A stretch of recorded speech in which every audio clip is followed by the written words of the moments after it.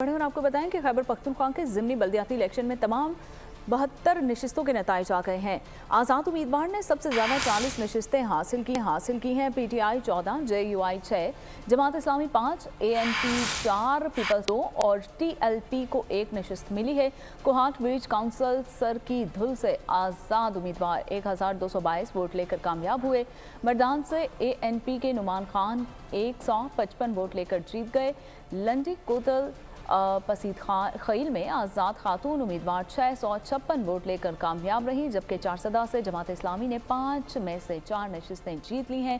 पेशावर से गैर सरकारी नताइज के मुताबिक 16 आज़ाद उम्मीदवार कामयाब हुए हैं। तहरीक इंसाफ 6, JUI 3, ANP को 1 नशिस्त मिली है। सवात से JUI का उम्मीदवार 679 वोट लेकर फातेह रहा, जबकि DI खान से PTI का हिमायत याफ्ता उम्मीदवार 921 वोट लेकर कामयाब हो गया।